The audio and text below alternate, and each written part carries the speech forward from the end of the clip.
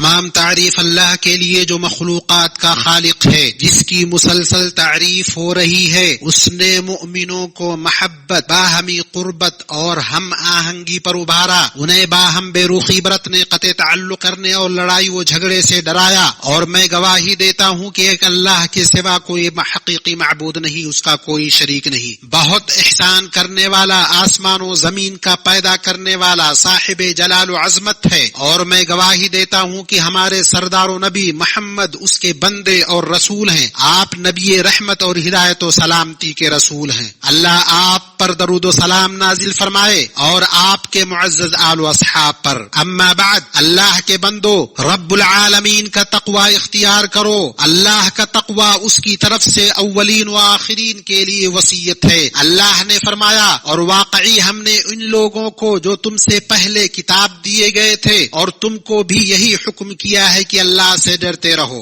اے مسلمانوں، یہ معلوم ہے کہ ابتدائے آفرینش سے لوگ اپنی فطرتوں، خواہشات، میلانوں میں جدا ہیں۔ اسی طرح وہ اپنے اخلاق و عادات اور احوال میں یکساں نہیں ہیں۔ ان میں سے کچھ آسان، نرم، ملائم، مہربان ہوتے ہیں، اور کچھ تند مزاج، سنگ دل، ناشائستہ اور سخت جان ہوتے ہیں، اور کچھ ان دونوں کے بیچ میں ہیں۔ ابو ہریرہ رضی اللہ عنہ سے روایت ہے کہ رسول اللہ صلی اللہ علیہ وسلم نے فرمایا، لوگ کان کی طرح ہیں، چاندی سونے کی کان کے مانند۔ جو لوگ دور جاہلیت میں بہتر تھے وہ زمانہ اسلام میں بھی اچھے ہوں گے، بشرطیے کہ علم دین حاصل کریں۔ ابو موسیٰ اشعری رضی اللہ عنہ نے بیان کیا کہ رسول اللہ صلی اللہ علیہ وسلم نے فرمایا، اللہ تعالی نے ساری زمین کے ہر حصے سے ایک مٹھی مٹی لے کر آدم کو پیدا کیا، چنانچہ ان کی اولاد میں مٹی کی مناسبت سے ہر قسم کے لوگ پیدا ہوئے، کوئی لال، کوئی سفید، کالا، اور ان کے درمیان مختلف رنگوں کے، اور نرم مزاج، گرم مزاج، برے اور اچھے۔ اور جب کی لوگوں سے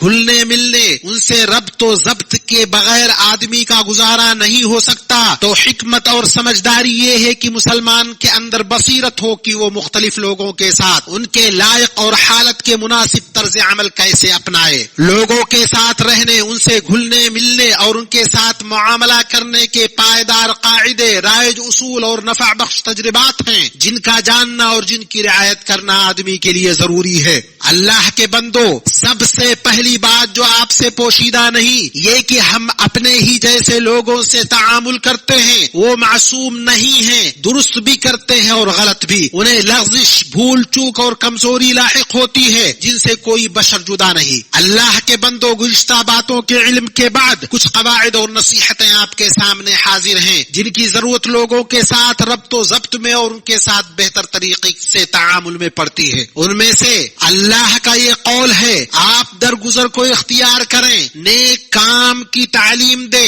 جاہلوں سے کنارہ کش ہو جائیں۔ شیخ سعدی رحمہ اللہ نے کہا، یہ آیت لوگوں کے ساتھ حسن اخلاق کے آداب اور ان کے ساتھ تعامل کیسے ہو سب کو شامل ہے۔ لوگوں کے ساتھ تعامل میں ضروری ہے کہ ان سے آسان چیز طلب کی جائے، یعنی جس کی ان کے دل اجازت دے، اور ان کے اخلاق و اعمال میں سے جو ان پر آسان ہو۔ انہیں ایسی چیز کا مکلف نہ کرے جس کے لیے ان کی طبیعت آمادہ نہ ہو، بلکہ اچھی بات، اچھا کام یا اس سے کم تر چیز کسی کی طرف سے بھی اس تک پہنچے تو اس کا شکر ادا کرے، ان کی خامیوں کو نظر انداز کرے، ان کی کوتاہیوں پر آنکھ بند کر لے، چھوٹے پر اس کے چھوٹے ہونے کی وجہ سے، کم عقل پر کم عقلی کی وجہ سے، فقیر پر فقر کی وجہ سے تکبر نہ کرے، بلکہ تمام لوگوں کے ساتھ نرمی سے پیش آئے، ایسا برتاؤ کرے جو حال کے مطابق ہو اور جس سے ان کے دل خوش ہوں، اور بھلائی کا حکم دے، یعنی ہر اچھی بات اور بہتر کام اور دور و نزدیک کے لیے مکمل اخلاق سے پیش آنے کا حکم دے۔ تو تمہاری طرف سے لوگوں تک جو پہنچے وہ یا تو علم سکھانا یا بھلائی پر ابھارنا، جیسے صلہ رحمی، والدین سے حسن سلوک، لوگوں کے درمیان صلح، نفع بخش نصیحت یا درست رائے، یا تقوی اور نیکی پر مدد، یا برائی پر سرزنش، یا دینی و دنیاوی مفاد کے حصول کی طرف رہنمائی ہو۔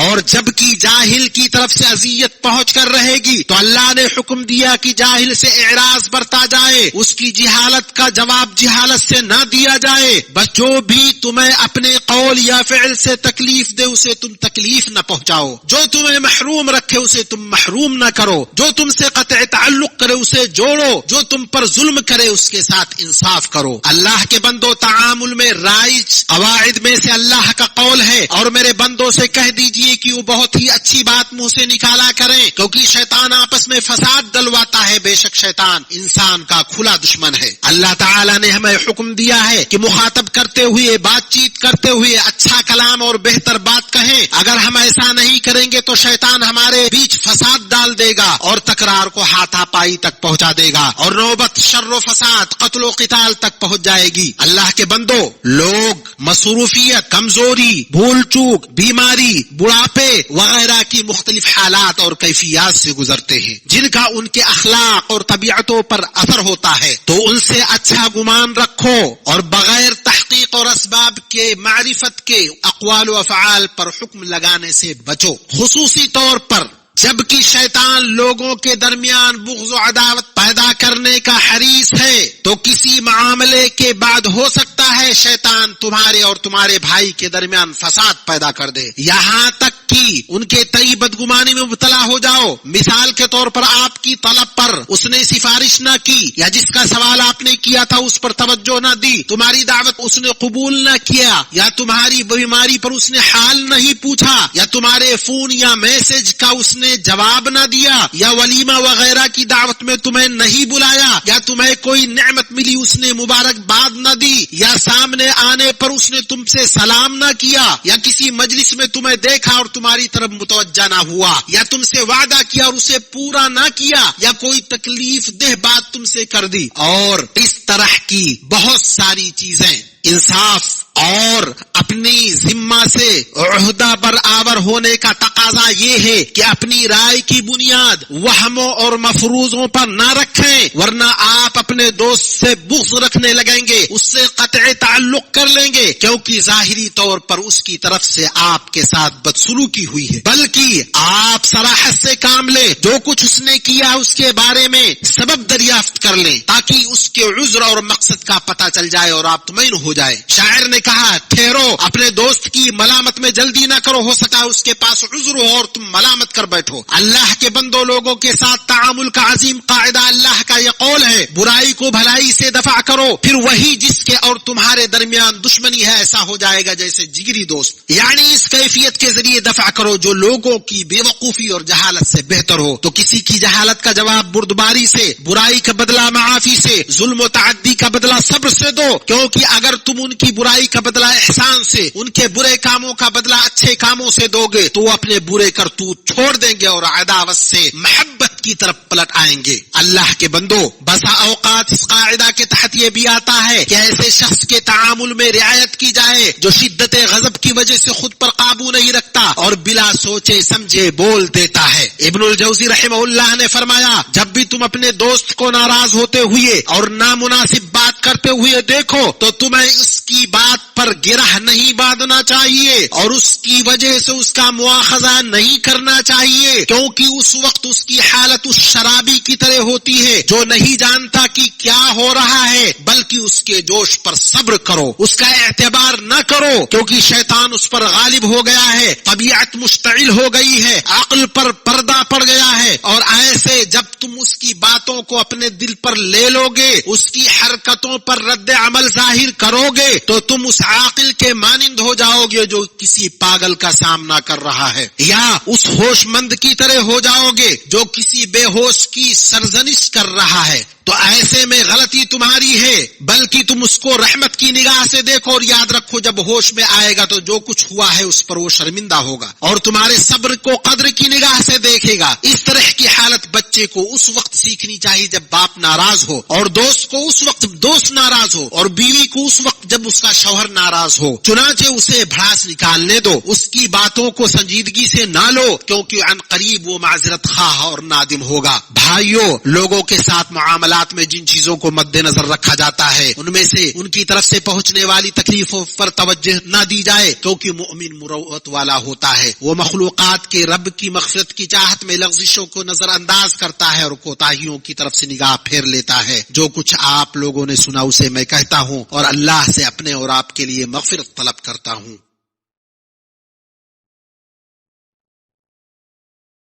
تمام تعریف اللہ کے لیے جس نے پیدا کیا پھر درست کیا، ہر چیز کو اس کی شکل و صورت بخشی پھر راہ دکھائی، اور میں گواہی دیتا ہوں کہ ایک اللہ کے علاوہ کوئی حقیقی معبود نہیں، اس کا کوئی شریک نہیں۔ جو کچھ آسمانوں اور زمین میں اور جو کچھ ان دونوں کے بیچ میں ہے اور جو کچھ مٹی کے نیچے ہے سب اسی کا ہے، اور میں گواہی دیتا ہوں کہ ہمارے سردار اور نبی محمد اس کے بندے اور رسول ہیں۔ اللہ ان پر اور ان کے آل و اصحاب پر درود نازل کرے اور ان پر جنہوں نے راستے پر چل کر کی پیروی کی اور بہت زیادہ سلامتی بھیجا۔ اما بعد، اسلامی بھائیوں، لوگوں کے ساتھ تعامل کے قواعد میں سے اللہ تعالیٰ کا یہ قول بھی ہے کہ لوگوں سے اچھی بات کہو، یعنی لوگوں سے اچھی گفتگو کرو اور ان کے لیے نرم گوشہ رکھو۔ تو اے اللہ کے بندو، اچھے اخلاق، عمدہ صفات، خوبصورت عادات کے ذریعے لوگوں کے ساتھ معاملہ کرنے پر خود کو عادی بناؤ، اور یہ کہ تمہارے جانب سے تمہارے بھائی کو وہی چیز پہنچے جس کو تم خود اپنے لیے پسند کرتے ہو،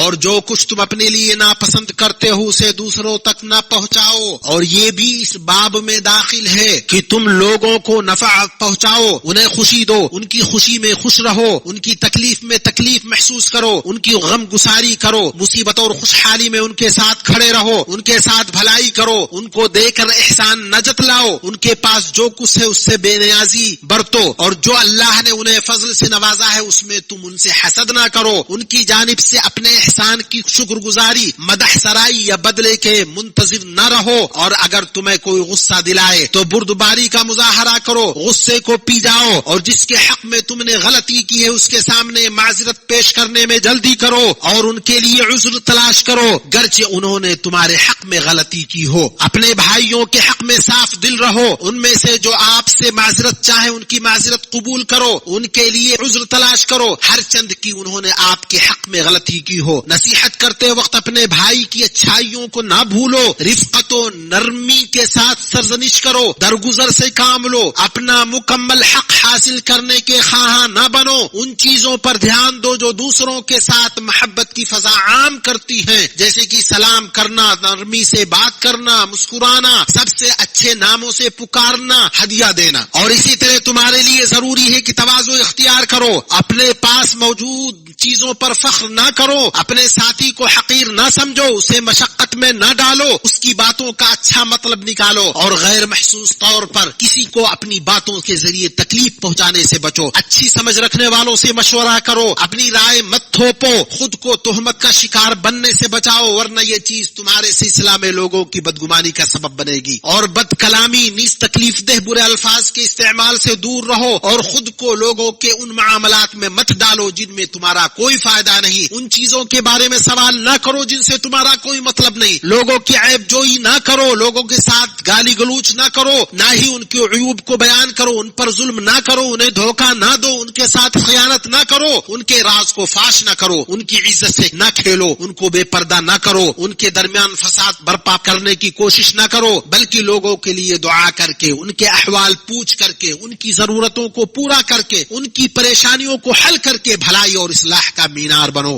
اور جو کسی گناہ میں پڑ جائے اسے نصیحت کرو، محبت اور اخوت کی بنیاد پر اسے اللہ کی یاد دلاؤ، اسے اس کی غلطی اور غفلت میں نہ چھوڑو، اس کے بالمقابل اگر کوئی تمہاری غلطی پر تنبیہ کرے تو تکبر نہ کرتے ہوئے شکریہ کے ساتھ اس کی نصیحت قبول کرو، اور حق کے سامنے سر تسلیم خم کر دو، شکوک و شبہات میں زندگی بسر کرنے سے بچو کہ مقاصد کی تشریح کرنے لگو، نیتوں پر حکم لگانے لگو، بلکہ لوگوں کے ساتھ ان کے ظاہر کے حساب سے برتاؤ کرو اور باطن کو ان کے رب کے سپرد کر دو، کیونکہ ان کا حساب اللہ کے ذمہ ہے، اور تمہارے تمام معاملات میں تمہاری فکر مندی اور مقصد اللہ کی رضا ہو، اور جان لو کہ انسان کو خوش کرنے کی کتنی بھی کوشش کر لو نہیں کر سکتے، نہ ہی یہ تمہارے لیے ممکن ہے، کیونکہ تمام لوگوں کو خوش کرنا ایسا مقصد ہے جس تک پہنچا نہیں جا سکتا۔ البتہ سب کے ساتھ اچھا معاملہ رکھو، ان کے تئیں تمہارے اوپر جو لازمی حق ہے اسے حت المقدور ادا کرو، جہاں تک ہو سکے درستگی اور میانہ روی پر قائم رہو، اور اللہ قادر مطلق سے اپنی خطا اور لغزش سے معافی طلب کرو۔ مسلمانوں،